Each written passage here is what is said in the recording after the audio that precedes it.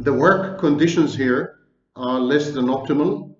I apologize to you for the echo. The apartment is still empty, as you can hear. I'm still waiting for some basic furniture to arrive. It's on my way to Budapest, where hopefully by the end of May or beginning of June, I will finally have found a rental apartment. They are rare.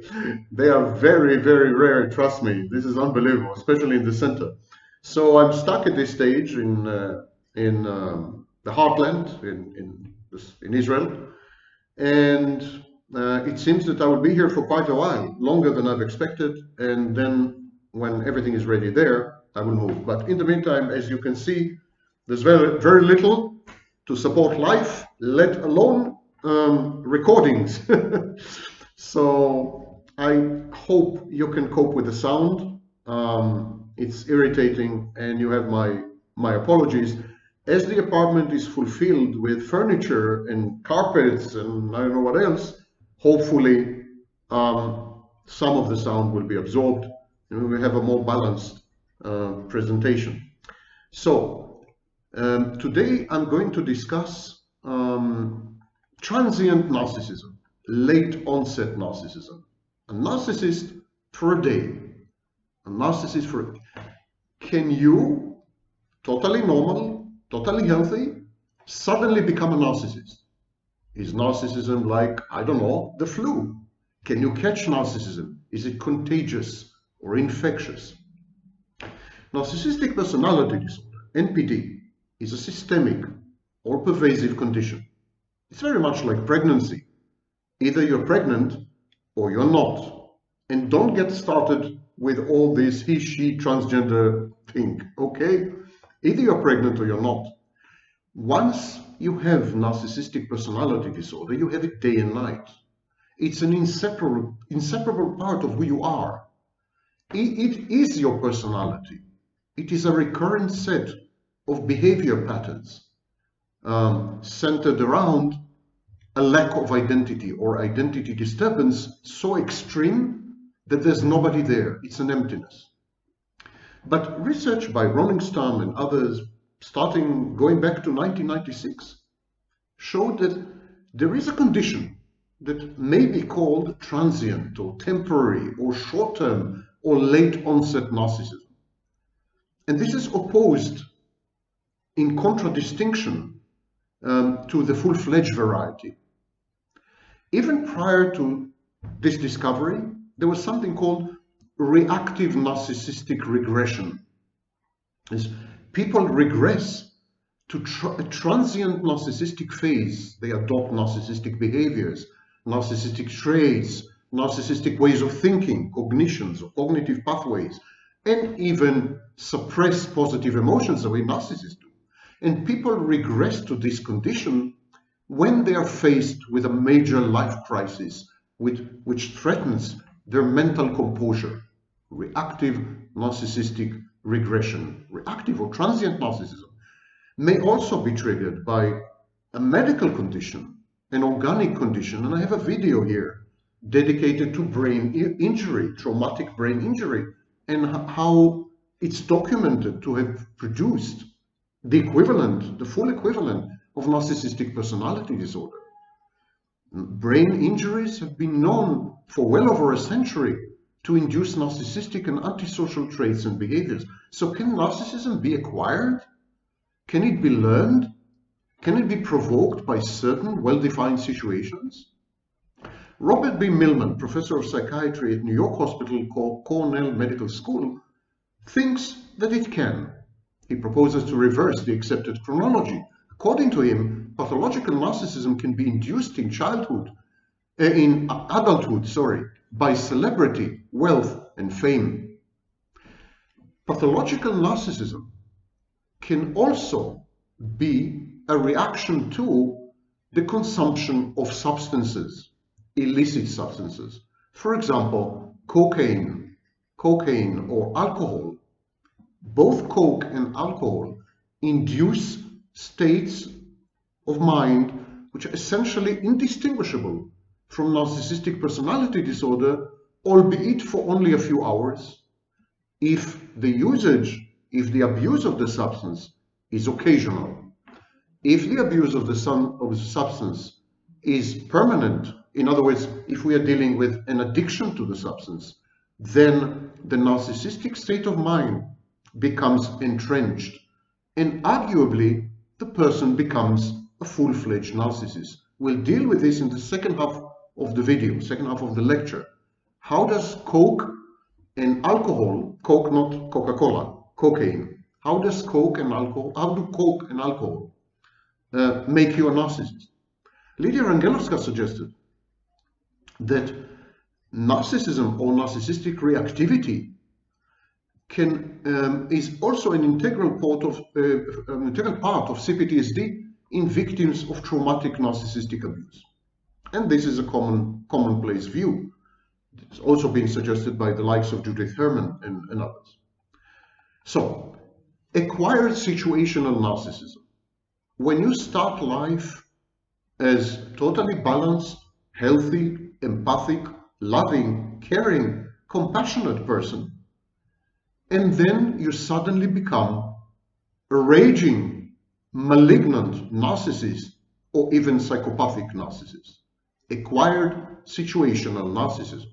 And the victims, billionaire tycoons, movie stars, renowned authors, politicians, rock stars, authority figures, the victims develop grandiose fantasies. They lose their erstwhile ability to empathize. They can't empathize anymore. They react with rage and slights, both real and imagined. So when they become hypervigilant, they scan the environment for slights and insults, and then they react with narcissistic rage. In general, they begin to act like textbook narcissists. It's a form of late onset or adult secondary narcissism. But is the occurrence of acquired situational narcissism inevitable, universal, or are only certain people prone to it? In other words, if you were to become tomorrow a rock star, if you were to win the lottery and become a very rich man or woman, if you were to become a politician, or I don't know, an influencer on Instagram, or the owner of a YouTube channel with 10 million viewers, subscribers, will you then inevitably become a narcissist, or at least way more narcissistic? Will you lose your capacity to empathize, for example? Or it does depend on the personality that had preceded the fame, the celebrity, the power, the money, and the sex. In other words, is there a personality type that is much more prone to developing acquired situational narcissism? Similarly, is there a personality type that is much more prone to become narcissistic under the influence of substances such as alcohol or coke? We will deal with it a bit later. It is likely that acquired situational narcissism is merely an amplification of earlier narcissistic conduct, traits, style, and tendencies. It's an amplifier, it's a magnifier of what's already there. Celebrities with acquired situational narcissism already had a narcissistic personality or a narcissistic style way before they have acquired fame and money and power. They were on the verge of becoming narcissists, and their life circumstances just triggered it. So long before their narcissism erupted, it was there in the form of a seed, a bad seed or kernel. Being famous, powerful, or rich only legitimized, triggered, and conferred immunity from social sanction on the unbridled manifestation of a pre-existing disorder. Indeed, narcissists tend to gravitate to professions and settings which guarantee fame, celebrity, power, and wealth. As Millman correctly notes, the celebrity's life is highly abnormal. The adulation is often justified and plentiful. So it gives rise to legitimate grandiosity.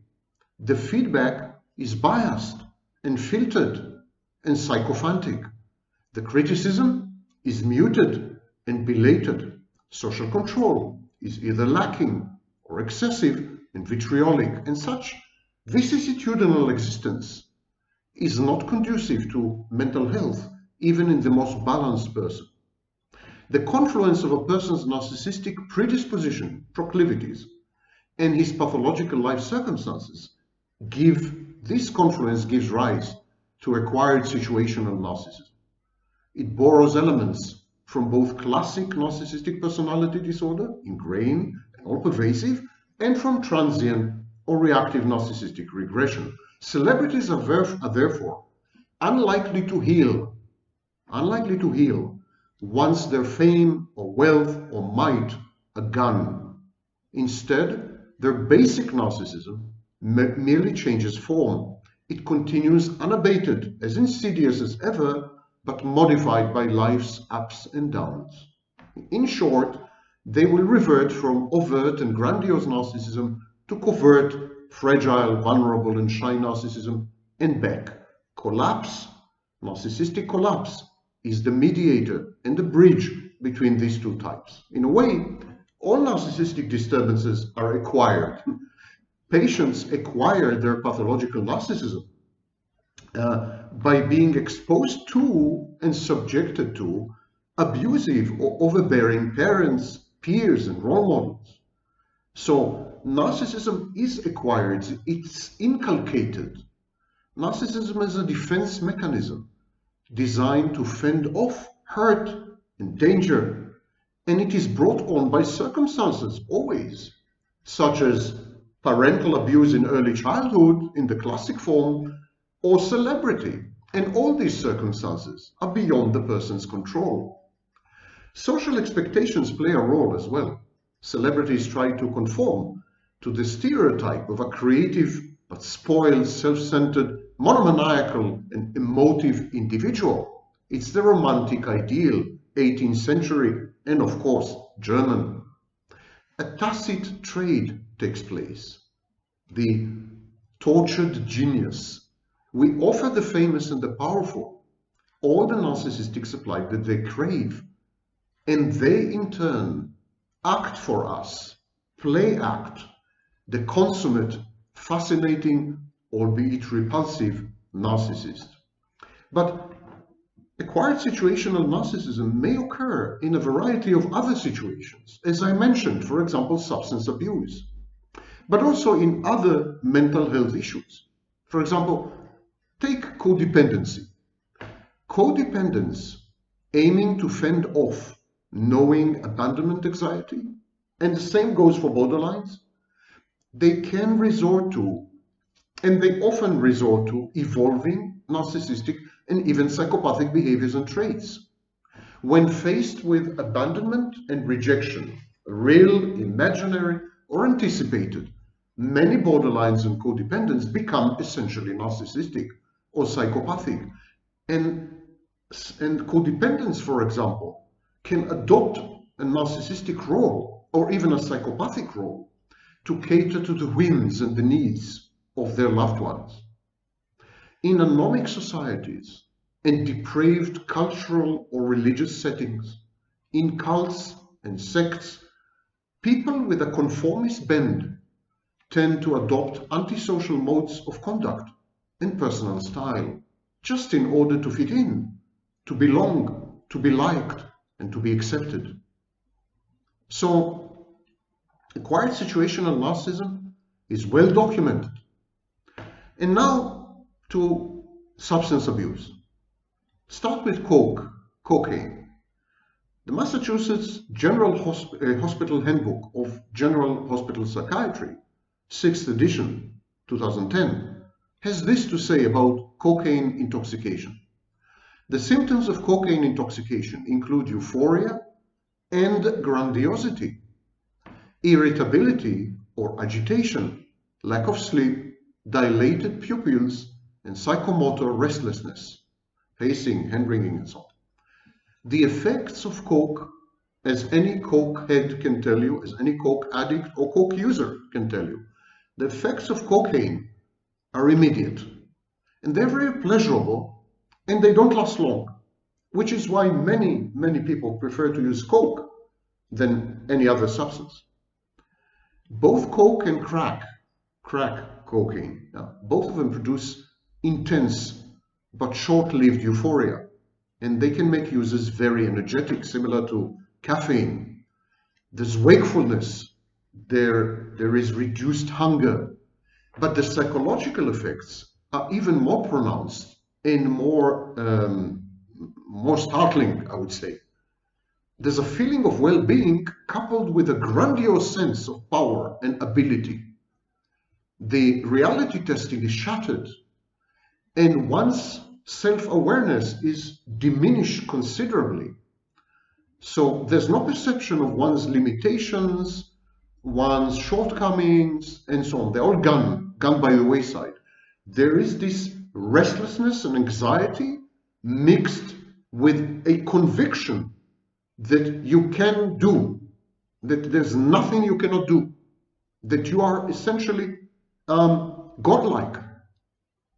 As long as the drug effects last, which is pretty briefly, this grandiosity is extreme to the point that it matches the grandiosity of someone diagnosed with narcissistic personality disorder, even in its extreme form. As the drug wears off, these feelings of mastery and grandiosity are replaced by intense depression. And this is what we call a crash. The user becomes lethargic, sleepy. And there is this horrible feeling that you are cast down to earth like a fallen angel. Only half an hour before, you were God. You could do anything if you just set your mind to it. You were always right. You were superior. Your knowledge was bar none, was second to none. I mean, you were it. And then half an hour later, you're depressed, you're sleepy. And so there is this urge to use coke again. And it is the source of the addiction, this waning, much lamented grandiosity. According to the Massachusetts Handbook, these are the psychological effects of coke. Reckless and risky behaviors, which are typical to psychopaths and borderlines. Problems in friendships and other interpersonal relationships. Intense paranoia, psychosis or psychotic elements. Violent mood swings. Hallucinations. A break from reality. Feeling that the drug is needed to function or to survive. Craving. Inability to exert good judgment, the rationalization of drug use and other misdeeds and misbehavior, unexplained changes in personality, and a lack of motivation. Now, not all these symptoms appear all the time. Depends whether you are an occasional user, whether you are not an occasional user, but you are not yet addicted, which is what most users tell themselves, keep telling themselves, counterfactually, but okay. Or if you are a full-fledged addict. Full-fledged addict just can't survive without coke. He just keeps on taking coke. Most of full-fledged addicts end dead of overdose. It's a sad fact. Now, the problem is that owing to the grandiosity, the coke addict lies to himself or to herself. And they say, we are in control of the drug. The drug is not addictive. We know what we're doing. We can stop it at any minute. We can regulate the amount used. These are all nonsense. These are all lies. Levi, in 1989, published an article titled Grandiosity Within Alcoholism, Implications for Treatment. It was published in the Psychotherapy Patient, edition 5. And again, in the description, you will find all the literature. Having discussed coke, and I'm going to discuss coke again a bit later, let's talk about alcoholism. I'm going to read to you the abstract of this article. When grandiosity is a cause and or consequence of abusive drinking. The first step in treatment is to encourage a patient to stop drinking or to get the drinking under control.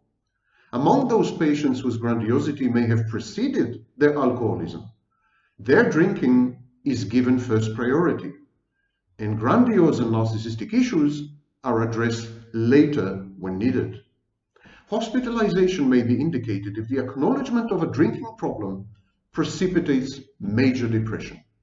The usefulness of self-help groups such as AA is discussed in the article. Now imagine the confluence of coke and alcohol. Imagine the extreme grandiosity that this combination induces. And then imagine this grandiosity, which exceeds the grandiosity in narcissistic personality disorder. Imagine this grandiosity coupled with paranoia, coupled with persecutory delusions, and a pseudo or quasi-psychotic state where you are not in full grasp or correct grasp of reality. This is exceedingly dangerous. It can lead to criminal behavior or other antisocial misconduct. Drinking and drugging, they fuel grandiosity. They amplify certain traits and certain behaviors. And so they cause a lot of denial. Users of coke and users of and alcoholics, they tend to appear arrogant, impatient, determined, selfish, aggressive, opinionated, all-knowing, inconsiderate. Rings a bell? Yes, narcissism. Narcissism is induced by certain drugs and by alcohol. I mentioned coke, but other drugs, some other drugs, create the same effects. Coke is the most extreme. A coke high is indistinguishable from narcissistic personality disorder, the malignant form, the psychopathic form. So it's a great threat to others and to oneself because there's a lot of denial involved. There's an inability to achieve or to accomplish serenity and recovery because there's the addiction feeds into reservoirs of resentment and rage and anger. If you have seen coke addicts and alcoholics, there's a lot of anger there. Chemically dependent people are grandiose and they convince themselves, owing to their grandiosity, that they are consuming drugs responsibly. They are complacent. They're complacent, and so they relapse a lot. And they have a lot of negative attitudes and destructive emotions. And then ultimately, they become self-destructive. There's no telling how much of overdosing has to do with self-destructiveness. In short, there's no way to isolate suicidal ideation, even if it is unconscious, suicidal drive, and conscious suicidal ideation. There's no way to separate them from overuse of substances. Everyone knows the risks, even addicts, junkies, they know the risks. And yet they take these risks time and again. Grandiosity also leads to behaviors which are self-defeating. For example, procrastination, delaying confrontation with reality and the need to change. Another very important factor that is magnified and amplified via substance abuse is envy. Envy explodes, simply explodes. If you're a coke addict or an alcoholic, let alone both, you're going to spend like 90% of your time being envious of other people, feeling that you don't get what you deserve, believing that you're discriminated against, that there is some conspiracy to deprive you of that which is yours. And this attitude leads to a lot of aggression and greed and anger and splitting, all or nothing thinking and feeling. They lash out, these people lash out and blame others. So they have alloplastic defenses, and they tend to do things to excess, in excess. They act very compulsively. They are obsessive. They are impatient. They are jealous. They're pressured. They're stressed. And so this again amplifies anger, fear, hatred, and envy. In short, these addicts, or even frequent users of coke and alcohol, they have much more access to their negative affectivity than to their positive affectivity. They're incapable of love, but they're capable of rage. And this is very similar to the narcissist. And this is why they keep failing in their relationship all the time. They cannot call upon a repertory or a reservoir of positive emotions. And so they fall prey. They are torn apart with negative emotions. Grandiosity when you're grandiose, you insist to subjugate other people. You want them to submit to you, to surrender to you. And you, on the other hand, never surrender. So you're never wrong. Everyone around you is wrong. Everyone around you is crazy or stupid or out to get you, but you are never ever wrong. You never say, I'm sorry. You never acknowledge that you made a mistake. You never look back in remorse. There's no remorse, no regret. There's no attempt to compensate and remediate and help people you have hurt, because you're always the victim. You never hurt anyone. All this, of course, is common in narcissism. Alcohol creates something known as alcohol myopia. It's a cognitive physiological theory, and it says that many of alcohol's social and stress-reducing effects, which create the addiction, they are the consequence of the narrowing of perceptual and cognitive functioning. What this theory says is that alcohol produces a myopia effect, short-sightedness. So users pay more attention to environmental cues in the here and now. People who drink as alcoholics, or even occasionally, they are much more focused in the here and now, in the present. They are incapable of gauging the consequences of their actions, because they cannot relate to the future. The salience, there's something called salient cues. So the salient cues when you drink alcohol are all present. The people around you, the physical environment, the drink in your hand, the social interactions at that minute, the cues regarding the consequences of your actions, the future, whether what you're doing is right or wrong, empathy even, all these cues are suppressed.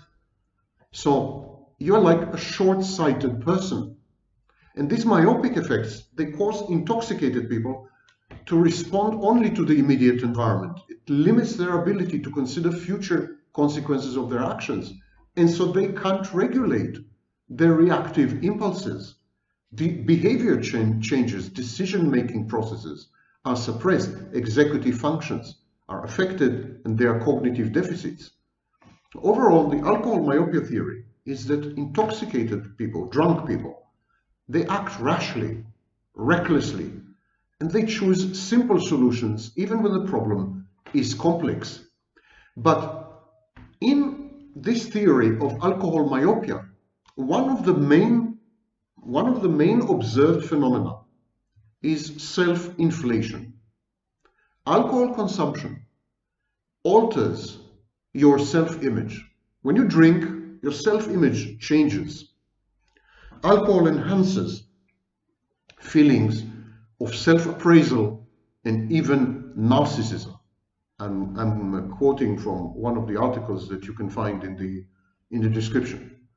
Alcohol inhibits also sophisticated mental processing. So you can't recognize your own limitations and personal flaws and shortcomings and mistakes you're making. There's a tunnel vision. The effect of alcohol is that it limits your attentional capacity. It causes you to focus on favorable and superficial characteristics, including in yourself. So there's also a misperception of physical attributes, for example, symmetry, facial symmetry. So you begin to consider yourself as perfectly handsome, as an amazing genius. Everything you say has cosmic significance. You're creative suddenly. So the self-inflating effect of alcohol can increase the drinker's self-confidence and lead the drinker to engage in activities or in social situations that would normally make him nervous, uncomfortable when he's sober, and he would avoid them. Alcohol alleviates stress and anxiety, and so there are no inhibitions. There's no way to regulate these crazy behaviors, which are driven by a very unrealistic self-perception, inflated, fantastic. If you're godlike, you can do anything. You can do anything, and you will never feel stressed or anxious. So alcohol exaggerates the drinker's perception of himself and the world around him. So he becomes erratic and dramatic. Yes, exactly like cluster B. Under the influence of alcohol, individuals don't process long-term consequences. They also don't form long-term memories. The hippocampus is strongly affected by alcohol. They respond to immediate cues. So alcohol disinhibits urges, including outcomes of socialization that are normally considered socially unacceptable. So the sober brain uses the frontal cortex and so on to make executive decisions and to restrain impulses. The drunk brain is unable to regulate urges. So the drunk brain overreacts and disregards implications of actions, provokes aggressive behavior. This is Dr. Jekyll and Mr. Hyde effect. People are amiable when they're sober, but suddenly they are aggressive and violent when they're drunk. Alcohol has a dramatic connection to criminal behavior, rage, physical destruction, and sexual assault. It is important to note that the effects on excessive behavior are not the same in all drinkers. Some of them become aggressive. Others simply become more talkative, flirtatious, adventurous, but it's always excessive. Inhibitory cues are suppressed. There's sometimes the opposite effect. The individual becomes very, very reticent, passive, frightened, paranoid. At any rate, many of these features are also common in cluster B personality disorders. Rash behavior is psychopathic, for example. Certain emotions and actions of inebriated people resemble startlingly borderline personality disorder. So there is something known as inhibition, cognitive function, which allows people to make decisions based on immediate stimuli that require higher level of processing. So you also misjudge the environment, you misjudge the stimuli. It's a mess, but it's a mess that resembles very much what goes on, what goes in the narcissist's mind. Risky sexual behavior is an example, but not only. Spending money recklessly, placing yourself at risk with, for example, criminals. So risky behavior is a major feature of alcohol myopia. There's an increased risk-taking brought on by alcohol, and the consequences are never good. Okay, so this is what cocaine and alcohol does.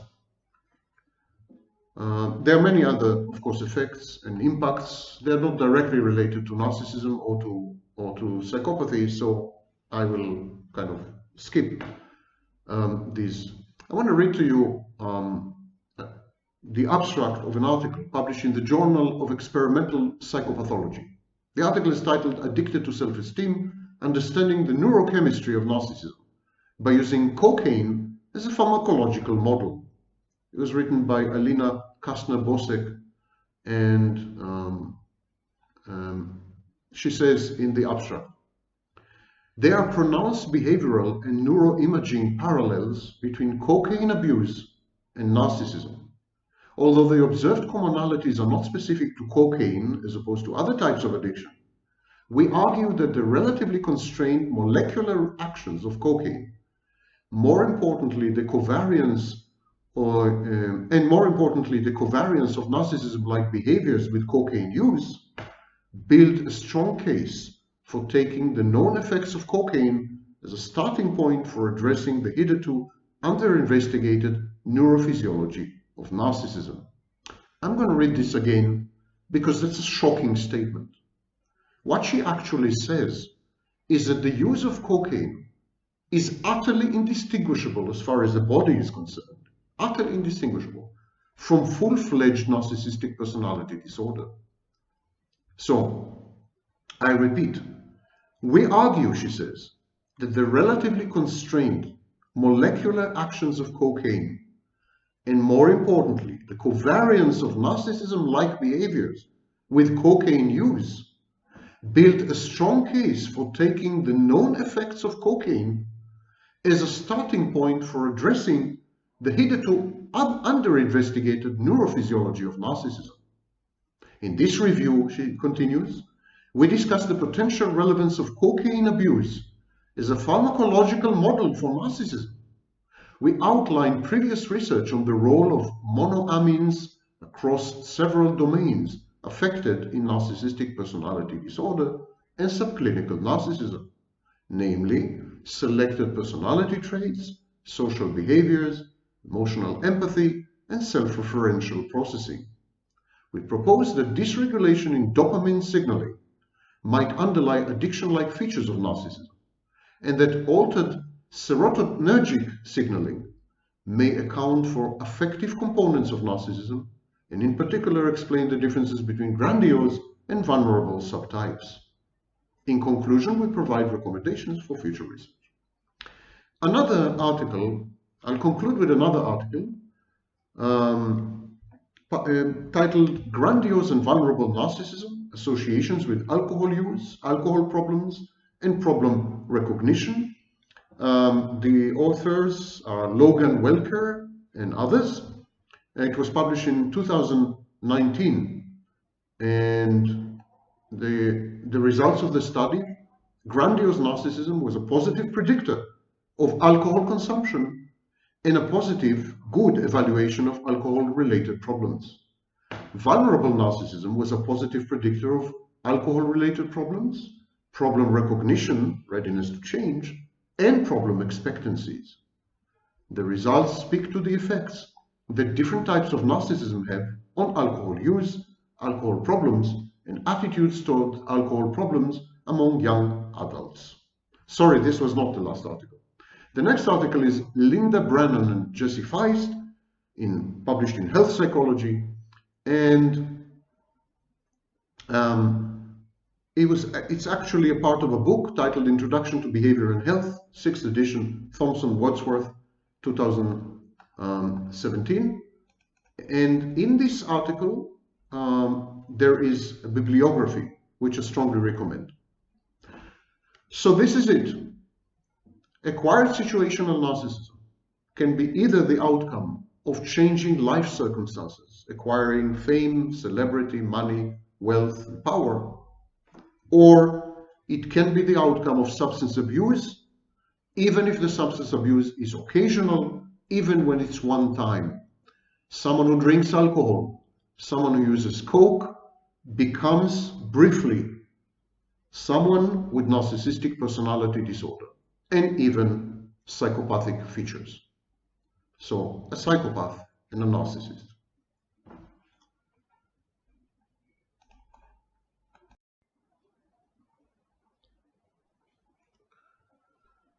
I have something horrible to share with you. I have reached a conclusion that my Mini has borderline personality disorder. Let me tell you why. First of all, she disappears overnight and appears only during the day. I don't know what she's doing. Second thing, she always starts hot, but the more intimacy we have, like this, the colder she gets. Hot and cold. This is what we call in psychology splitting, dichotomous behavior. Second thing, I caught her several times in the local dishwasher with some exceedingly good-looking mugs. I can't tell you how much this hurt. So all in all, she vanishes. Her only object constancy seems to be in the dishwasher, and she disappears overnight. I think I have a borderline on my hands, or in my hands. But I still love her. Look. So, apropos drinks, we're going to discuss a different kind of drink today. It has been known throughout history as alcohol. My name is Sam Vaknin. I'm a professor of psychology and the author of Malignant Self-Love, Narcissism Revisited, and a series of books and other books about personality disorder. My most recent book has been co-authored, and it's The Narcissism Reader, which you can find on Amazon. I'm one of the authors. So today we're going to discuss what alcohol does to the covert narcissist, not to the grandiose overt narcissist, but to the covert narcissist. Remember that the main feature of the covert narcissist is, shockingly, that he is covert. He presents a facade of being humble, of being modest, self-effacing even. He hides, he's surreptitious, he's subterranean, he's passive-aggressive. He never seeks attention or adulation directly, but through other people. He is very envious. He lacks moral standards. He's morally compromised. And above all, he is a collapsed narcissist.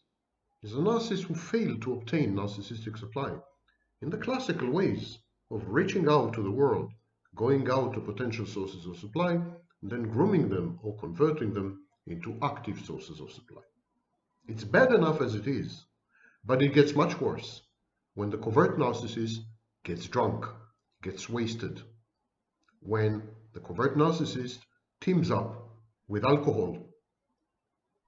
But before we go there, perhaps it would behoove us to remind ourselves what alcohol does to the human mind. Alcohol has basically 7 effects. Many of these effects are not well known, and many of them are counterintuitive, and many of them are misrepresented in literature online. There is a fad or a fashion nowadays to try to find an equivalent in brain activity or blood flow in the brain to every mental health condition. And also, there's another fad of pathologizing things or medicalizing things. And so today, alcoholism is considered a brain disease for some reason. Of course, alcohol induces changes in the brain, some of them irreversible. But the cause and effect are not clear. And one cannot say with any certainty that alcohol is the outcome of the changes in the brain. It's much more likely, actually, although this is speculative, but it's much more likely that it's the alcohol that had caused the neuroplastic transformations in the brain rather than the other way around. So I am not an adherent of the medical school of psychology, which attempts to transform psychology into a form of medicine. And so I don't buy this story that alcoholics have a brain disease. Because if they really had a brain, if it really was a brain disease, they would not have been able to stop. And there are numerous alcoholics who succeeded to win themselves off alcohol. They no longer consume alcohol. And they don't consume alcohol for years, sometimes decades. Can you win yourself of tuberculosis? Can you just wish away brain cancer? Can you decide to not have COVID-19?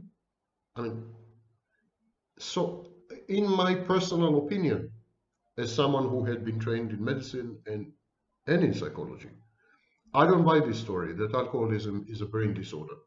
I think alcoholism is a choice. Now, alcoholism has 7 effects. Number 1, it changes empathy. Not as the misinformation online goes, it does not eliminate empathy. It changes the targets of the empathy. Alcohol reduces empathy towards loved ones, nearest and dearest. In other words, the alcoholic would feel less empathic, disempathic, with his spouse, or with his children, or with his co-workers, or with his boss, or with people, meaningful, significant people in his life. But at the same time, alcohol has a very bizarre effect. It enhances empathy towards perfect strangers. So alcohol tends to encourage attachment and bonding with perfect strangers, and also motivates the alcoholic to take care of these strangers, to care for the well-being of these strangers, and to try to enhance it. Which explains, of course, why many alcoholics, or many people, many problem drinkers, many people who had consumed alcohol, end up having sex with total strangers as a form of, as an empathic expression, as a way of making the stranger feel good, catering to the stranger's emotional needs. The second effect of alcohol is that it disinhibits. We all know this. It removes inhibitions. Inhibitions are inculcated in us. Inhibitions are put in us via the process of socialization and acculturation. Social agents, for example, parents, teachers, role models, or even peers, teach us what is not socially acceptable, what we should not do, because we will end up being punished, or because we'll end up being ostracized or excommunicated, or because we'll pay a price of some kind. So anticipating the consequences of our actions prevents us from acting on pre-existing wishes. But it's very important to understand, an alcoholic or someone under the influence is disinhibited in the sense that he no longer avoids or controls his behavior, and so he acts on pre-existing wishes.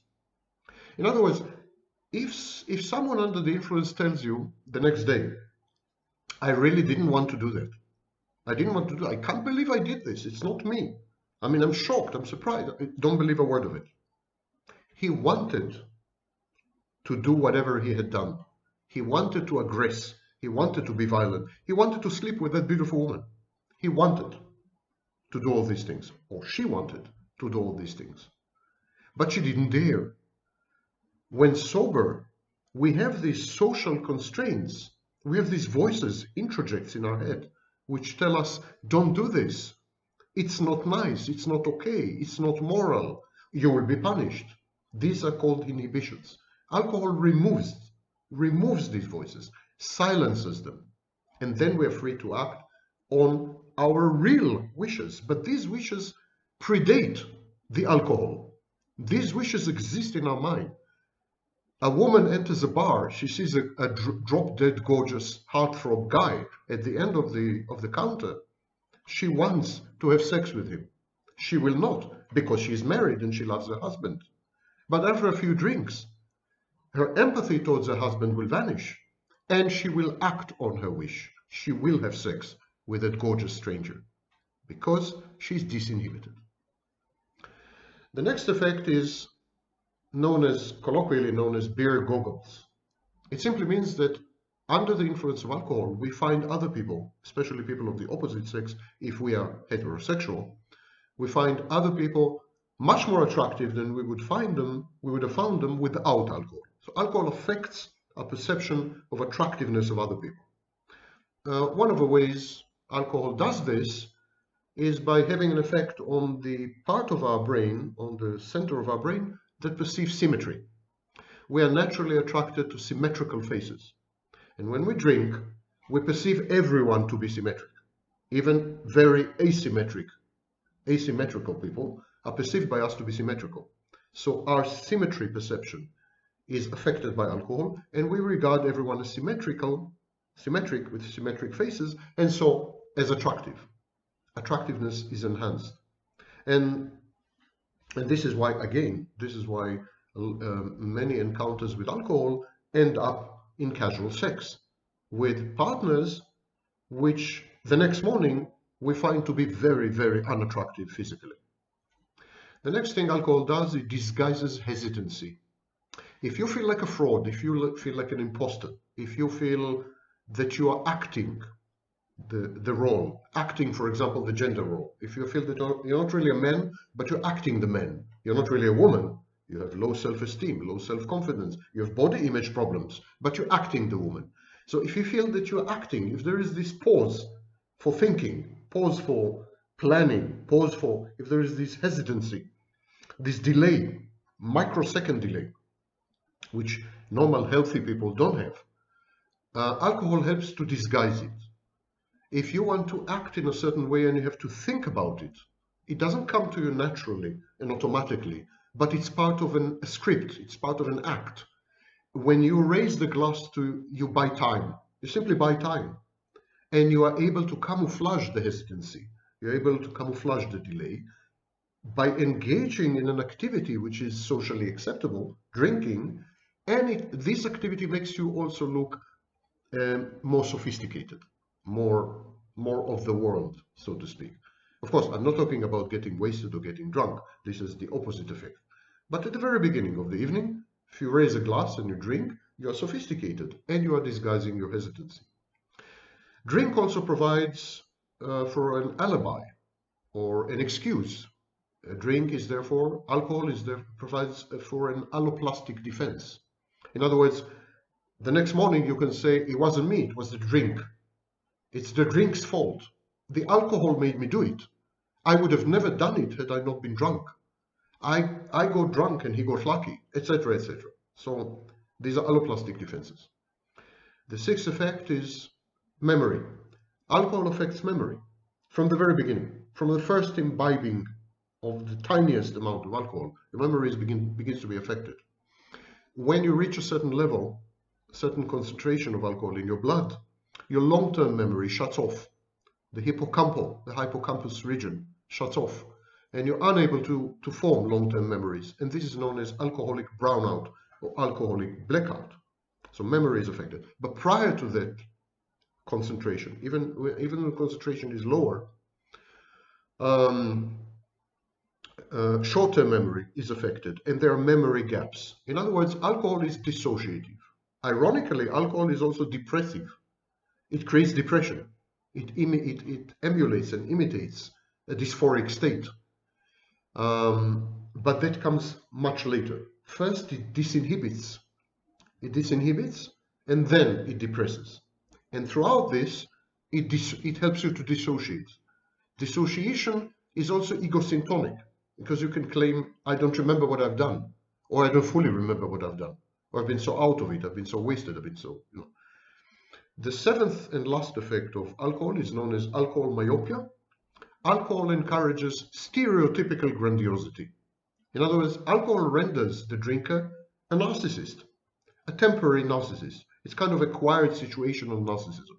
But the narcissism is focused on grandiosity, and it is very stereotypical. So a man who drinks would become a stereotypical macho, a savior, a messiah, a tough guy, protector, a violent guy. So an imitation of exaggerated, caricatured gender role. Grandiosity is induced by alcohol, sometimes to extremes. and people engage in activities to which put them at risk. So alcohol encourages reckless behavior. You do things that you're not skilled to do, you're not qualified to do, you're not trained to do, and that can cost you your life sometimes.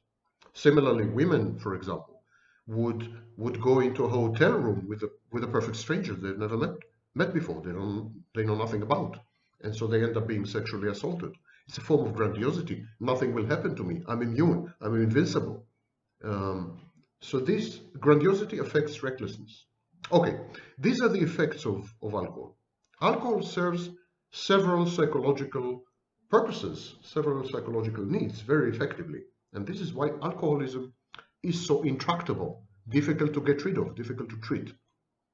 Before I continue, just to correct something I've said, blackouts and brownouts, the dissociation induced by alcohol, depends crucially not only on the level, on the concentration of alcohol in the blood, but how fast you had consumed the alcohol, whether you had consumed a huge amount of alcohol in a very short period of time. Otherwise, there will be no blackout or brownout, no matter how much you drink. So if someone tells you that he had drunk 6 bottles of vodka over 12 hours and he had a blackout, don't believe him or don't believe her. So it depends crucially on how fast you drank the alcohol, within what period of time. Alcoholism also should be distinguished from problem drinking and binge drinking. Binge drinking is a social activity. These are social drinkers. Problem drinkers are people who resort to alcohol in order to regulate emotions and moods, but they are not addicted to alcohol. Only when they have a mood that they wish to eradicate, or only when their emotions are out of control and they overwhelm them, only then do they use alcohol. So these are problem drinkers, or what colloquially called neurotic drinkers. Alcoholism is a different issue. It's an addiction. But all these behaviors are very difficult to get rid of and to treat because alcohol is adaptive. It serves very important functions. And this is also why recidivism is as high as 60% within the first year after rehab. In other words, 60% of people who go through rehab start to drink again within 1 year. The functions of alcohol can be divided into 4. First, palliative.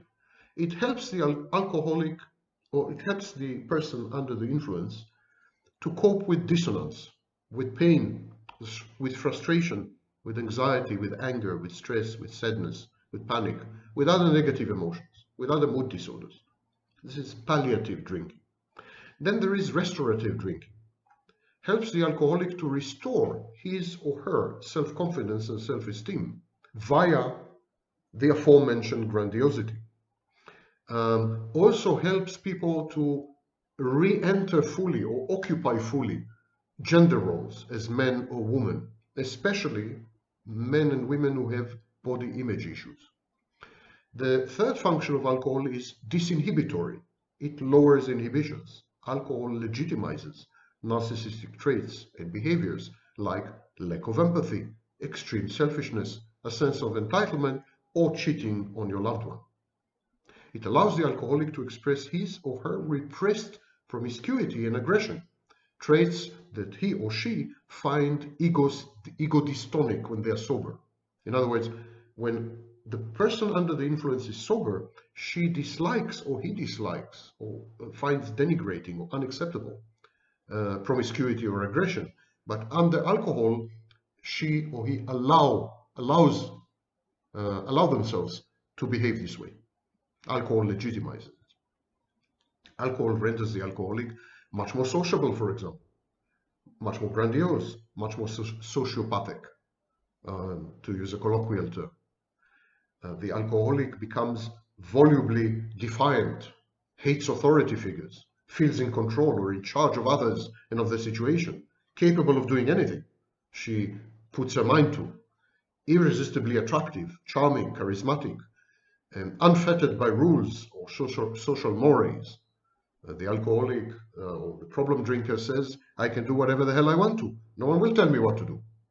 As a result of these cognitive and emotional changes, the drunk person engages in reckless behaviors like unprotected sex with a stranger, or compulsive shopping, or compulsive gambling, or of course reckless driving. The final function of alcohol is instrumental. It allows the alcoholic to accomplish goals, to become goal-oriented. These are goals that he would never even try when he is sober. And for example, going after a beautiful woman that you desire, or attempting to accomplish something which normally you would not even dream of trying. So, as you are beginning to see, alcohol would bring out the narcissist in the covert narcissist. Alcohol would eliminate the covert part and leave behind only the narcissist part. The problem with the covert narcissist when he gets drunk is that the covert part falls away like so much unneeded skin. He sheds. The covert narcissist under the influence of alcohol sheds his covert nature. He's no longer humble, he's no longer modest, he's grandiose, he's antisocial, and so on.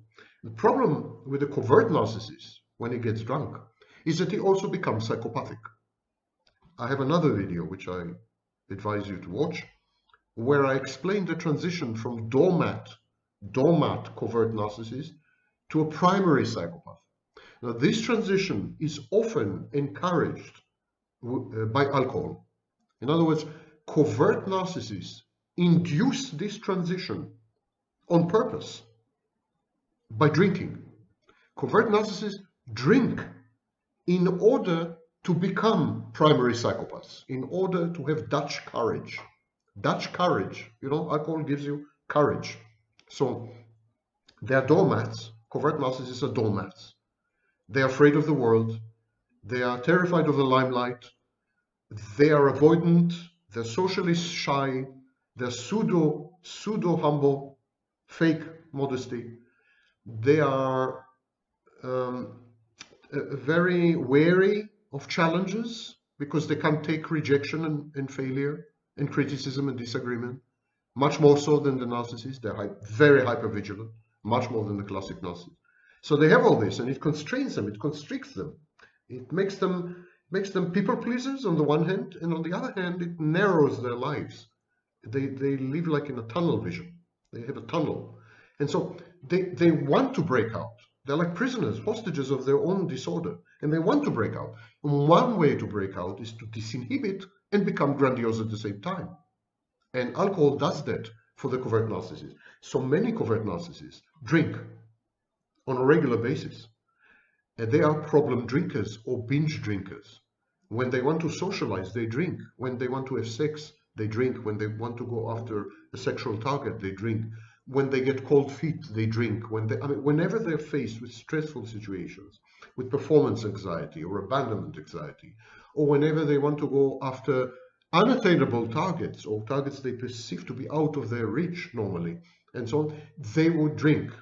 Because when they drink, they are transformed. It's like a werewolf, 1 minute they're human, they drink, they become wolves, in their own minds at least. They become wolves. They become animalistic, bestial, psychopathic narcissists. They can do anything to anyone, at any time, anywhere. They are limitless, they're perfect, they're brilliant, they are omnipotent, they're all-powerful, they are all-knowing, they are saviors, they're messiahs, they're protectors, they are there, they are everywhere. This is the mindset, the sick, extremely frightening mindset of the covert narcissist when he drinks.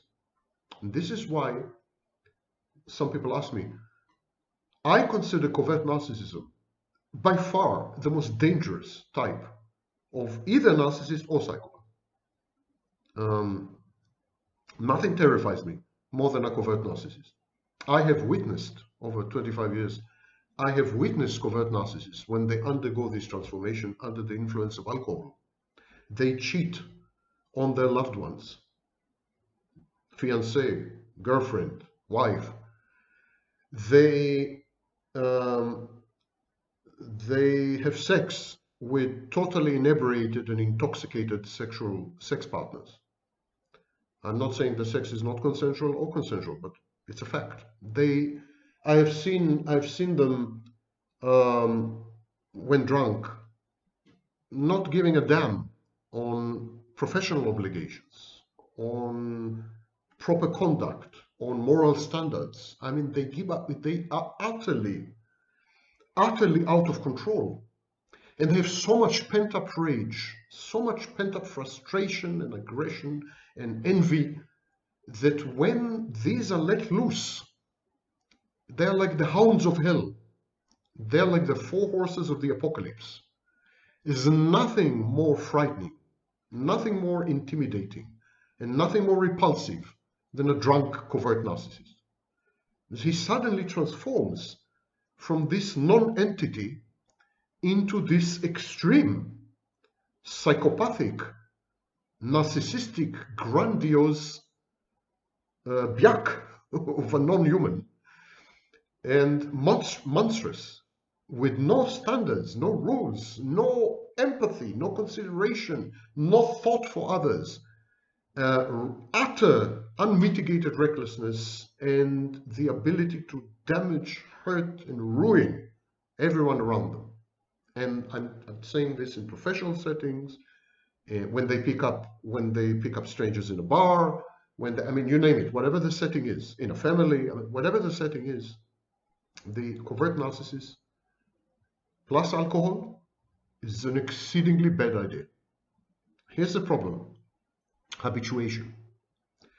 First-time transgressions, cheating on your fiancé, doing drugs, having sex with intoxicated partner, stealing money from your boss, being late for a very important professional engagement with 10 people waiting for you.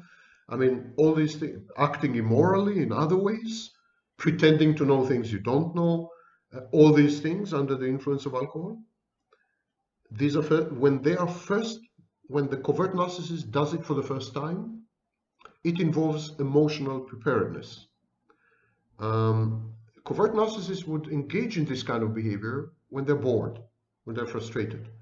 They possess a low arousal or low boredom threshold, very much like psychopaths.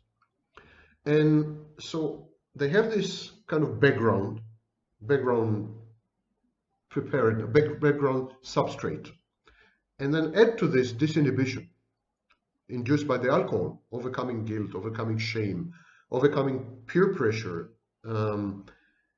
ignoring the environment, and then losing impulse control. And then there's a cognitive choice. So first there is boredom, frustration, stress, anxiety, depression, envy. This is the emotional substrate, petri dish, within which the covert narcissist is festering and multiplying. Then there is alcohol, which creates disinhibition and loss of impulse control. And then there's a cognitive decision, cognitive choice. I'm going to go for it. I'm going to go get it. Never mind the price. Never mind who I'm going to hurt. I'm just going to do it. So this is the first time. So you can see that the first time transgression, the first time the covert narcissist uses alcohol to overcome the covert part of his disorder is not easy. It requires multiple steps, and it requires synergy and collaboration between various constructs within his personality. But the second time is different, because it had already become a habit.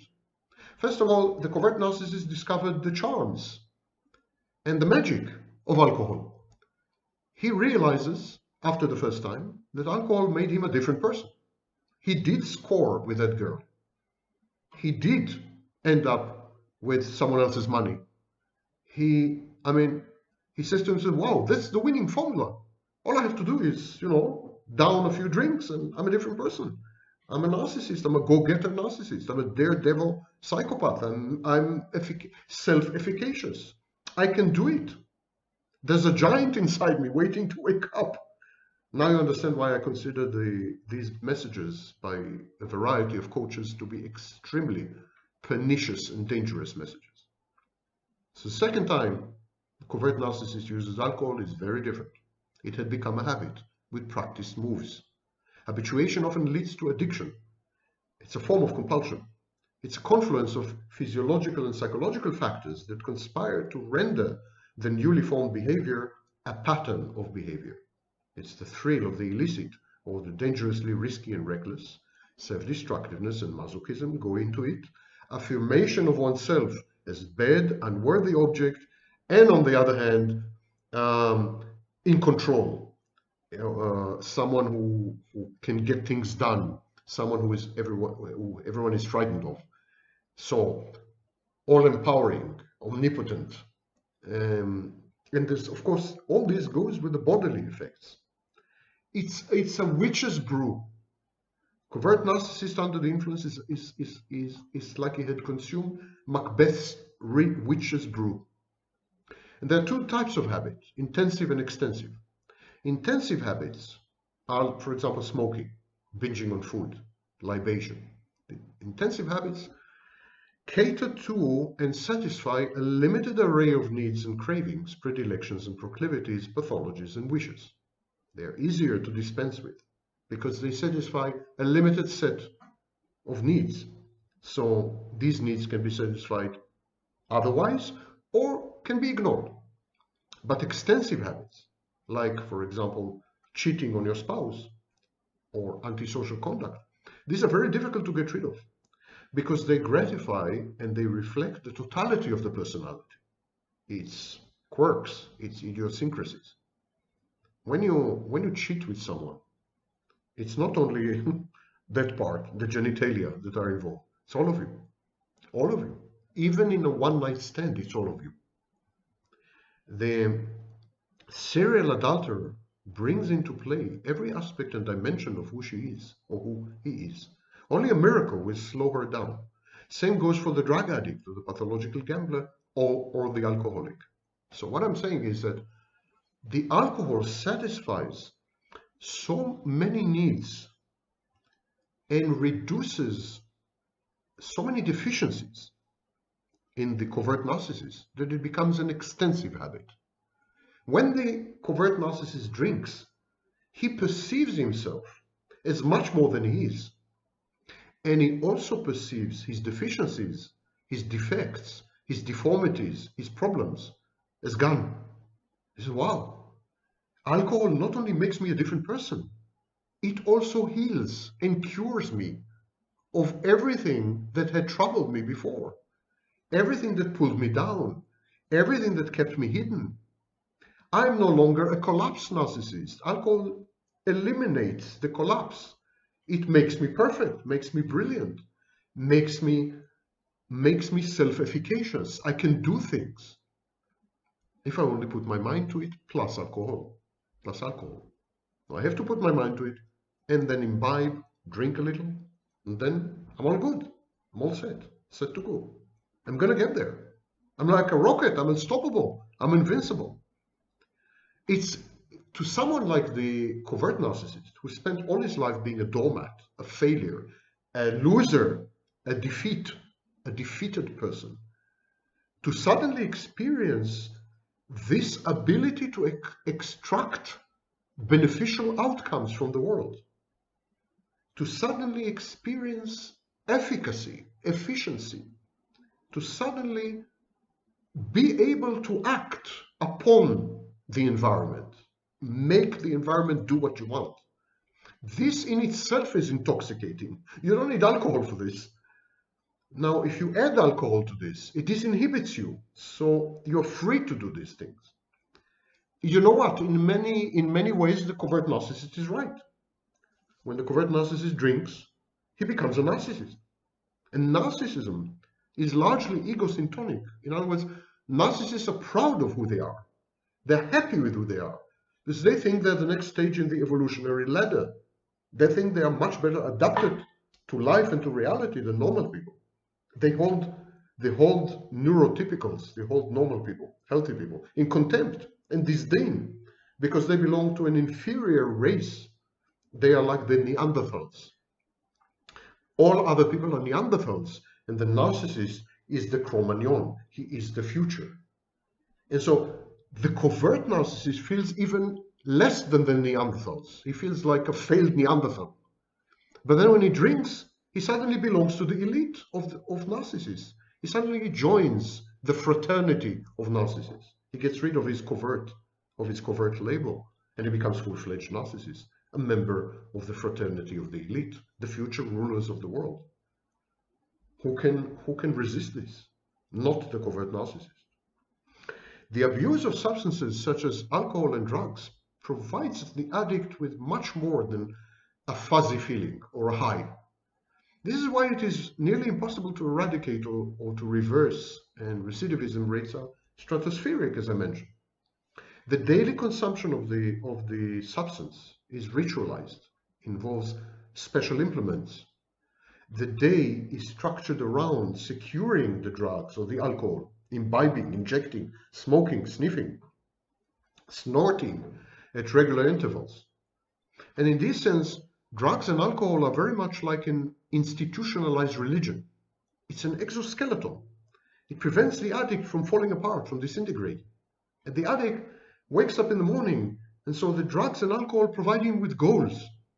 The drugs and alcohol render the addict's life comprehensible. They give his life meaning. He has to get up in the morning. He has to obtain the cash to buy the drugs. He has to obtain bitcoins to purchase illicit goods. He has things to do. He has a schedule. He has goals. He has targets. He has meaning. His life suddenly makes sense. He has to set up the utensils. He has to interrupt the day, to drink, to get stoned, to repeat the cycle. And when he drinks, especially when he's a covert narcissist, he feels godlike. He feels divine. He can get any girl. He can do anything. There's nothing he cannot do if he puts his mind to it. It's magical thinking. My mind is the world. If I think something, it is. If I imagine something, it will happen. And this is, of course, what all these pernicious, poisonous coaches are teaching you. That all you have to do is imagine something in your mind and it will happen. You will attract. That's the secret. You will attract reality to you. It's a totally sick message. Also happens to be counterfactual. They are scammers. They're stealing your money. The interactions with these substances, they are bound to an organizing and hermeneutic principles. They introduce order into existence. The alcoholic is a very orderly and structured person. The drug addict is even more rigid in his timetables. And they imbue, as I said, life itself with meaning and direction. One thing you need to understand about the covert narcissist is because he is collapsed, because he had essentially failed to become a narcissist, his life is utterly chaotic. It's like his life had imploded or exploded or samploded, and it's all over the place. It's fragmented. And no shard has anything to do with any other shard, and he can't put it back together.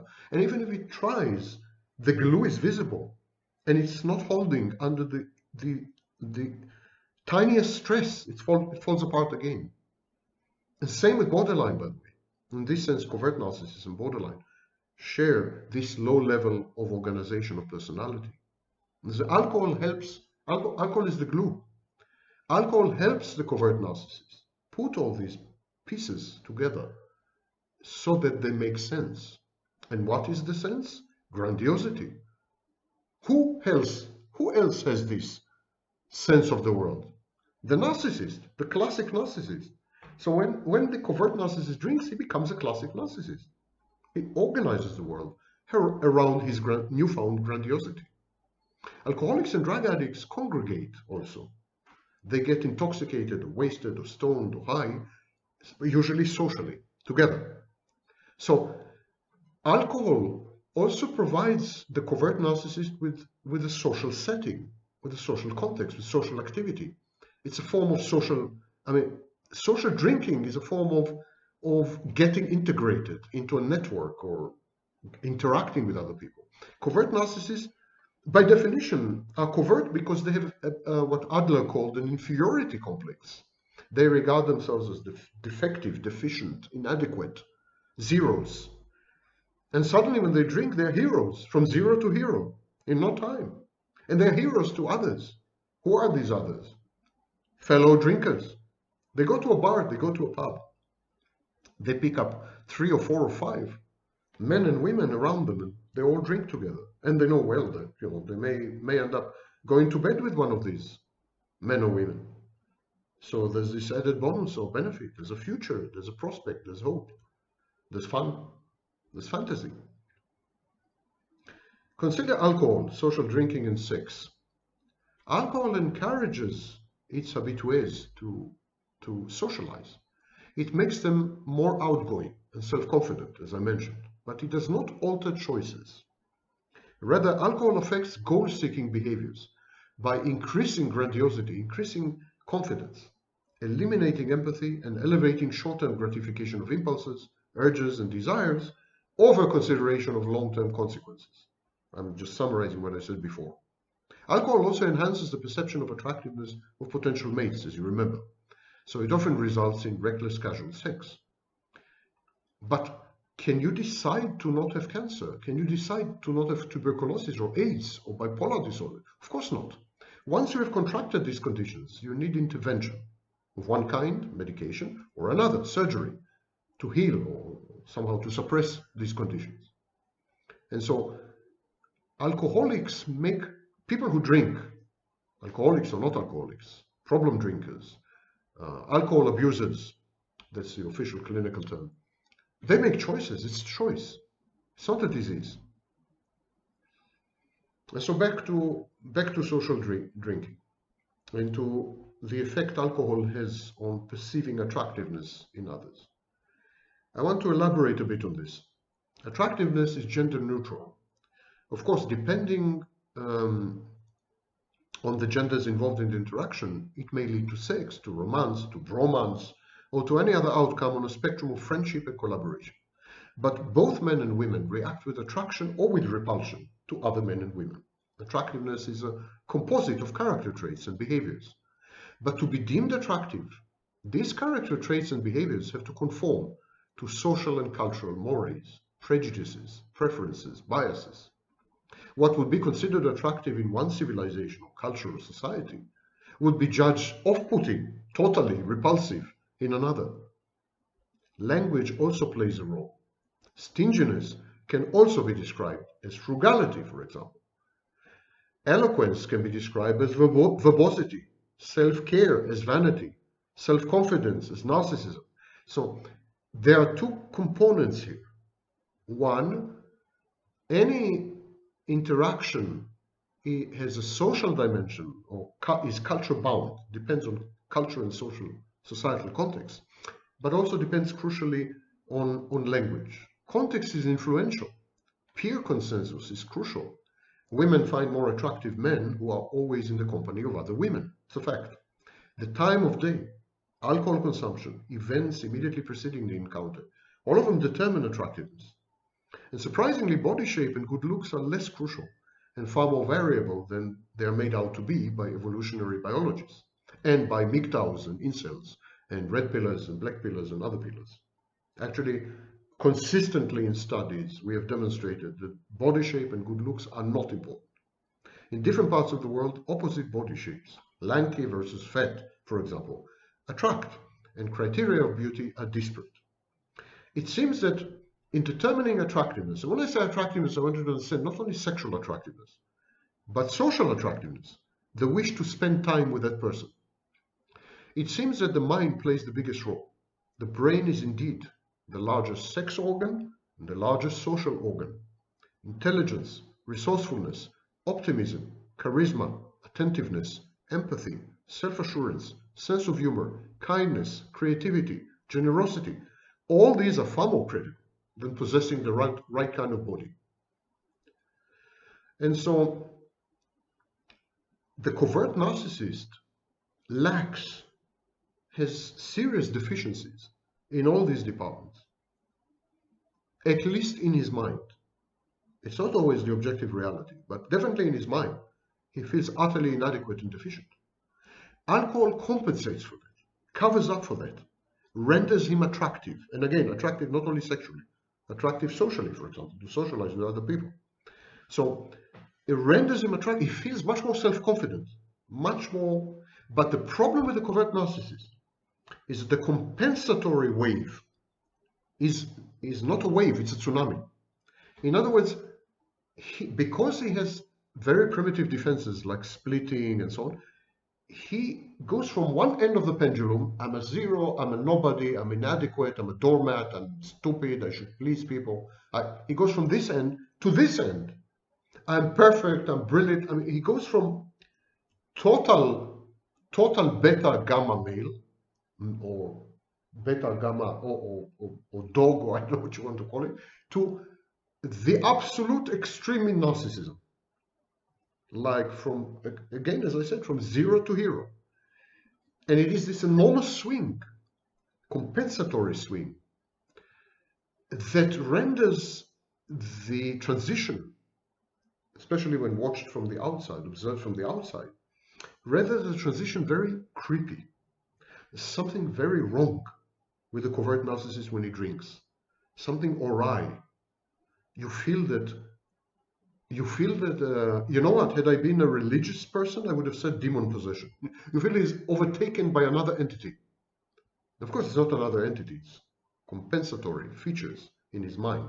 If he's trying to compensate by exaggerating, which is essentially what many compensatory narcissists do. But observing it from outside is horrible. Like a minute before he drinks, he's very modest, self-effacing, self-deprecating, attentive, kind, generous, gentle, you name it. Then he has a few drinks, and he's a jerk. He's a jerk, he's disempathic, he's vulgar, he is unpleasant, he is sadistic, he is repulsive, he is aggressive, and all this could be within the space of 30 minutes. And this is like exactly like switching in multiple personality disorder. Exactly like changing from the host personality or from one personality to another in dissociative identity disorder, like an alternative personality taking over the body. Indeed, the body language changes. The typical body language of the covert narcissist is containing, is restrictive and constrictive. The covert narcissist kind of has this invisible firewall, invisible moat. He is within a fortress. He's self-contained. He avoids people. He's avoidant. He's shy. He's fragile, vulnerable. He's afraid to be hurt. He's hurt averse, pain averse. The minute he drinks, he becomes expansive. His body language is aggressive, all out. He touches, he slaps, he hugs, he kisses, he is coercive. He can even sexually assault, given the right circumstances. So I would even venture to say that most sexual assaults are perpetrated by covert narcissists under the influence. When we talk about this, covert narcissism, problem drinking, we need to remind ourselves, what is narcissism? This covert narcissist has two features. A negativistic, passive-aggressive feature, which is the covert. But he's also a narcissist, don't forget that.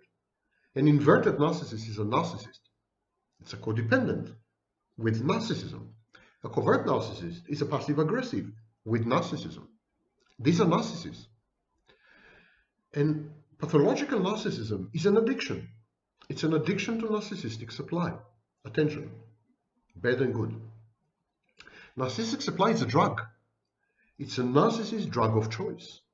It is therefore not surprising that other addictive and reckless behaviors, workaholism, alcoholism, drug abuse, pathological gambling, compulsory shopping, reckless driving, you name it, even pathological lying, in case of psychopathic narcissists. So all these piggyback on the primary addiction, on the primary dependence on narcissistic supply. It's an addictive personality is an addictive personality. We know from practice in rehab centers. I've been an advisor to two rehab centers, medical advisor to a rehab center in Israel and psychological advisor to a rehab center in the United States, one of the biggest in the world. And so we know from experience in rehab centers that if you take an addict and you eliminate his addiction, let's say you take an addict and he's drunk, is an alcoholic, is addicted, you eliminate the alcohol addiction, he will find some other addiction. He will become a love addict, a sex addict, or he will do drugs, or he will begin to shop recklessly. I mean, the addictive personality is a personality in search of addiction. And so the narcissist has addictive personality, and he found the drug. It's called narcissistic supply. But if you take away narcissistic supply, many narcissists end up being alcoholics or drug addicts. The narcissist, like other types of addicts, derives pleasure from these exploits, these addictive exploits. But they also sustain and enhance his grandiose fantasies. Because when the narcissist abuses substances or drives recklessly or is a workaholic, or he feels unique, he feels superior, entitled, chosen, which are exactly the emotions that the covert narcissist misses. The unsatisfied psychological needs of the covert narcissist. He also wants to feel unique, superior, entitled, chosen. He wants to feel this way at least once, so he drinks. These kind of feelings and emotions place the narcissist above the laws and pressures of the mundane, of the pedestrian, of the day-to-day life, away from details. Narcissists hate details. They see the big picture. Away from the humiliating and sobering demands of reality, they render the narcissist the center of attention, but also place the narcissist in splendid isolation from the madding and inferior crowd, from the great unwashed, from the chimpanzees. Such compulsory and wild pursuits provide a psychological exoskeleton. They are a substitute to quotidian existence. They afford the narcissist with an agenda, with timetables, goals, and with fake achievements. The narcissist is an adrenaline junkie. He is exactly like the psychopath. He is addicted to risk and thrill and novelty. He feels that he is in control, that he is alert, that he is excited, that he is vital when he engages in addictive behaviors. He does not regard this condition as dependence. God forbid, narcissist depends on nobody and no one and nothing. Narcissist firmly believes that he is in charge of his addiction, that he can quit at will and on short notice. The narcissist will typically tell you, I don't need you. I don't need you in my life. I don't need you. I can get whatever you're giving me elsewhere. He often heralds and announces and proclaims and promulgates his ostensible independence. The covert narcissist doesn't have this luxury. He cannot do this. He cannot afford to lose people. I mean, he's at the end of his rope. He is out of choices, out of options, out of alternatives. But when he drinks, he becomes a narcissist. And he can delude himself, he can deceive himself into believing that the world is his oyster. He can choose anyone and anything, and no one will stand in his way, and no one will say no. If he wants sex, there's no woman who will turn him down.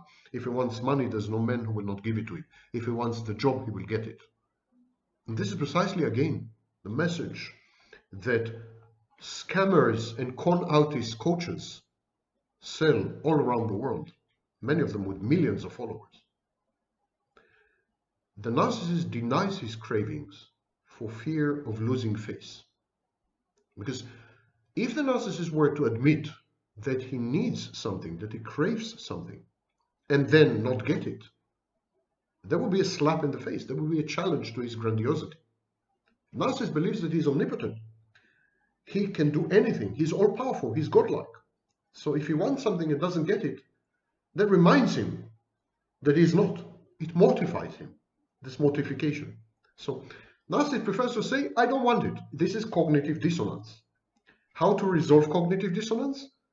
When you want something and cannot have it, you say, I don't want it. I don't want it. I actually don't want it. You know, I don't want this guy. He's ugly.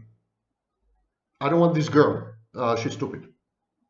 So narcissist spends big part of his life denying that he needs anyone, that he loves anyone, that he's anyone's friend, that anyone has power over him. Because if he does, it may end up subverting the flawless, perfect, brilliant, immaculate, omnipotent, omniscient image he projects.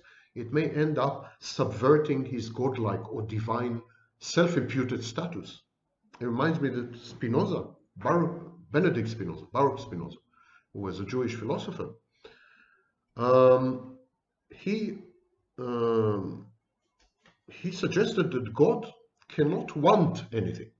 He says God doesn't have a will, doesn't have volition. Because if God were to want something, it means this something is outside God. You can't want something that is inside you. You don't want your own liver. You don't want your own, or you don't miss your own heart. But if you want something, it means it's outside you. And God includes everything. God is everywhere. God is everything. So how can he want something? There's nothing outside God. Very clever guy. By the way, as an anecdote, my very great ancestor, a rabbi by the name of Paudo. Paudo is my mother's family name. Excommunicated Spinoza, threw him out of the Jewish community, and he had to go through a very humiliating ceremony, ritual in the local synagogue, which was orchestrated and organized by my ancestor. And so he excommunicated him and he threw him to the dogs, basically, because of what Spinoza had said about God. It was considered sacrilegious. Luckily, I'm much more open-minded. So when caught red-handed, in flagrante, the narcissist underestimates or rationalizes or intellectualizes his addictive and reckless behaviors. He converts them into an integral part of his grandiose and fantastic false self. If he's caught cheating with a totally drunk woman, he would aggrandize himself. He would say, I'm irresistible. That's a narcissist. The covert narcissist, on the other hand, would react with guilt, shame, blame, imitation of remorse, self-flagellation. Because a covert narcissist is a masochist, essentially a masochist. He hates himself. Covert narcissist has enormous self-loathing and self-hatred. He regards himself as a failure, as a collapse, as not good enough. And so anytime he is caught doing something wrong, he is the first to castigate, chastise, and punish himself. A drug-abusing narcissist may claim to be conducting first-hand research for the benefit of humanity, or that his substance abuse results in enhanced creativity and productivity. He says, if I don't consume these drugs, I'm less productive, less creative, and I'm doing this for the benefit of humanity. The dependence of some narcissists on substances becomes a way of life. For example, busy corporate executives, race car drivers, professional gamblers, they all, many of them consume substances. But substance abusers can decide to stop the consumption of alcohol or drugs, and then they abstain for years at a time. Like everything else we do in life, eating, sex, binge watching of TV series, drinking and resorting to illicit drugs affect the body. But not everything that affects the body is a disease in the strict medical sense, as I said before. So why are we being misinformed that alcoholism and other addictions are illnesses when they are manifestly nothing of the kind? Well, there are three reasons, actually. One, money. Once doctors medicalize a behavior, once they pathologize some behavior, they begin to charge big time for curing this behavior or healing the condition. So the original edition of the DSM was 100 pages. Now it's 1,000 pages. The more the better, the more the merrier. The more behaviors they pathologize, the more behaviors they medicalize, the more they claim to find new diseases and new disorders, the more money there is from insurance companies. And the second reason is feel-good narcissism. People can say my egregious, hurtful, traumatizing misconduct is not my fault. I am sick, poor me, little I can do about it. What a relief. The third reason is, so you very often find covert narcissists who would say, I've been struggling with alcohol since I was a teenager, but now I know that it's an illness, a disease, and so I'm not responsible for it. It's not my fault, everything that I had done. Not my fault that I cheated on my loved one, that I had misbehaved professionally, it's not, none of this is my fault. I'm sick. The third reason is the general tendency to pathologize everything. habits, personality traits, choices, relationships, behavior patterns, social norms, interactions, technology, everything is pathologized. So covert narcissists use alcohol to change from a covert state to an overt state, and from an overt state to a psychopathic state. Alcohol legitimizes immoral and socially unacceptable misconduct, which often ends up hurting significant others. And the covert narcissist needs this legitimacy because he lacks the self-confidence and self-esteem, exaggerated self-confidence and self-esteem that overt narcissists have. One last comment. One last comment. In previous videos, especially the video about the difference between CPTSD and borderline, I have explained that victims of complex post-traumatic stress disorder essentially develop narcissistic and psychopathic traits. They become covert narcissists. If you go online into forums of empaths, you will see what I mean. They are all covert narcissists. The label, the nonsensical, clinically meaningless label of empath, is used for self-aggrandizement. I'm an empath. Now they have gradations, by the way. Empath, super empath, and supernova empath. Do you believe this? I mean, it's transitioning from the grandiose to the pathetic, and the pathetic to the creepy. So these women are now technically indistinguishable, clinically indistinguishable, and easily diagnosable as psychopathic narcissists. Now, unfortunately, most victims of CPTSD have to go through this overlay, through these phases. Luckily, most of the people who self-diagnose as having CPTSD don't have CPTSD.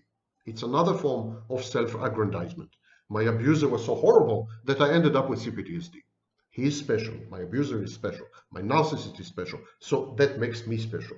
And my story special. I'm going to write a book and make some money.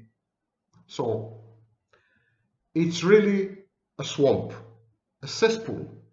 We need the equivalent of Donald Trump to clean the online narcissism environment. It's more sick than narcissism. But don't get me started. Prolonged abuse in an intimate relationship changes some women, some victims, don't have to be women, of course, changes some victims and some survivors, and so profoundly alters their psychology and behavior that they are rendered unrecognizable even to themselves. Having emerged from the black hole of a dysfunctional liaison, these broken, vulnerable people are transformed into the dark mirror images of their former selves. For example, having been faithful before, now they become sexually promiscuous. They avoid intimacy, trust no one, have developed the secretary and paranoid ideation, addictions, abuse alcohol, abuse drugs, engage in a panoply of reckless behaviors, generally self-destruct. They become covert narcissists. Why is that? Someone with a pre-existing mental health condition would internalize the abuser's rejection and the sentence that the abuser pronounces.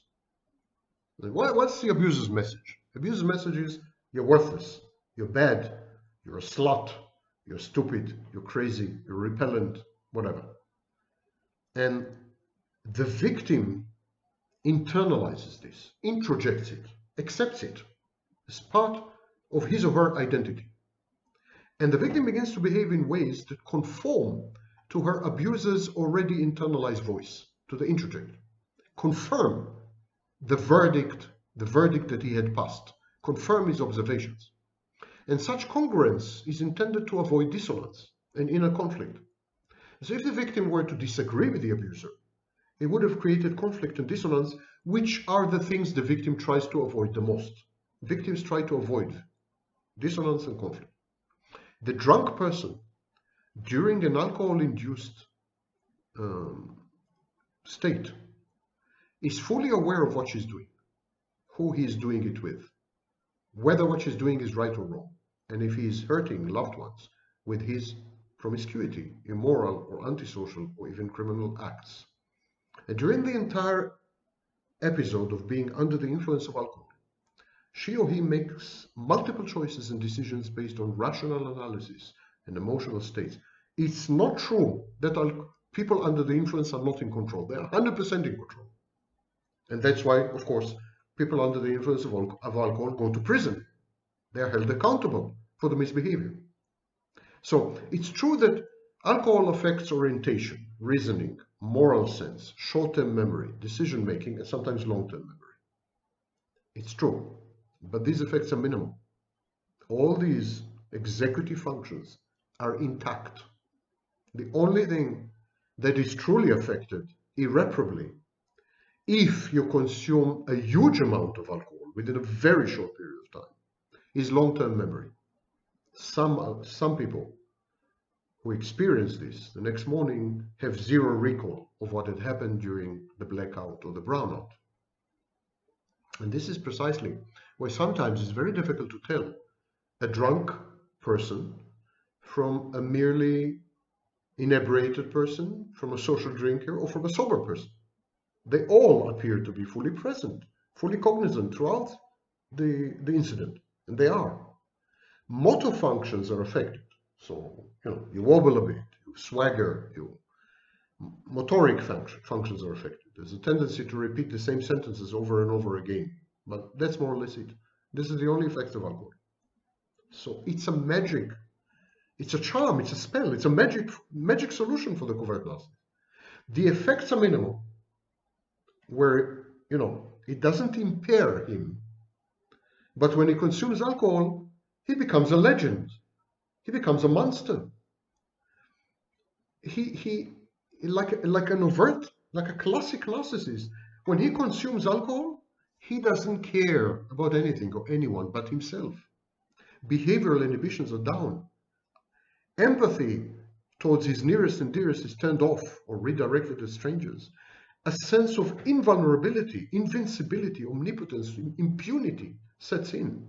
The drunkard experiences attraction or even infatuation with all and sundry, and the high and the buzz of the drink compensate for any frustration, any depression, stress, anxiety, deficiency, inferiority. And there's a heightened sense of well-being, heightened sense of control and aggression. And so a covert narcissist gets addicted not to the alcohol, but to what the alcohol does to him. Ironically, alcohol being a depressant, all these effects are viciously reversed on sobering up, especially with the covert narcissist. Once the covert narcissist sobers up, the experiences of the night before are the worst ever. Like he remembers, he recalls, he's immersed in shame, in guilt, in self-hatred, self-loathing, self-destructiveness. He tries to repent and make up for what, not because he's a good or moral person, he's not, but because he's terrified. He's terrified of losing people around him, because he has nothing. He's a collapsed narcissist. He has very few people in his life, very few assets. He's terrified to lose these. In the covert narcissist's mind, that he had become narcissist is an unacceptable risk, because he may alienate people, he may lose money, he may lose his job, and it's very difficult for him to find replacements and substitutes. He's not like the narcissist, he's not outgoing, he's usually introverted, he's shy, so he's flabbergasted, he's utterly shocked that he had done it. He wants to kill himself, and he swears to himself. He makes vows and pledges and promises, sacred promises, that he will never ever do this again, until the next time, of course. And people, covert narcissists, get that drunk in order to feel better about themselves and about their lives, legitimize their promiscuity and cheating, and trash themselves in a bout of self-destruction. And in the case of the covert narcissist, even these things are major accomplishments.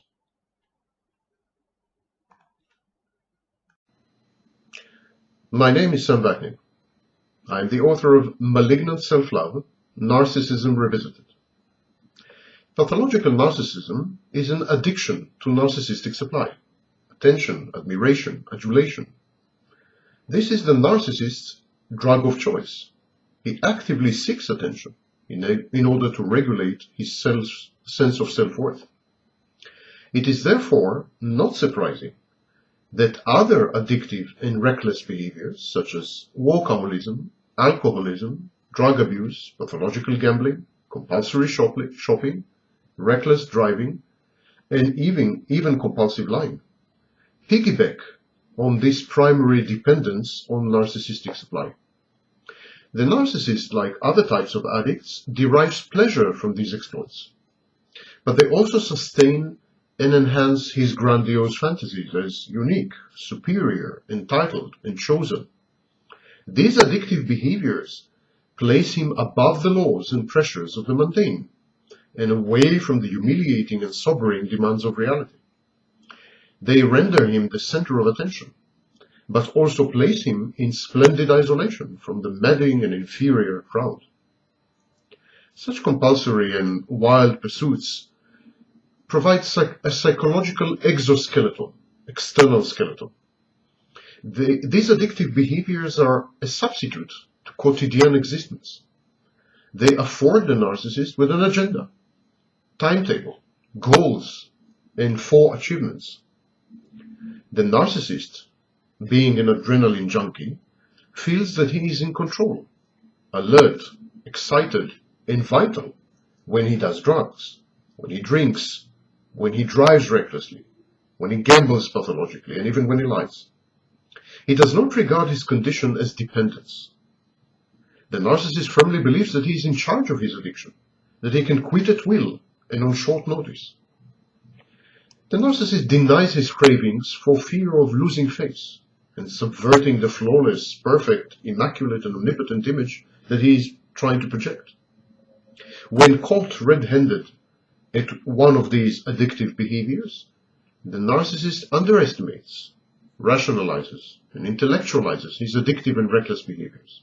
He converts them into an integral part of his grandiose and fantastic false self. Thus, for instance, a drug-abusing narcissist may claim to be conducting first-hand research for the benefit of humanity.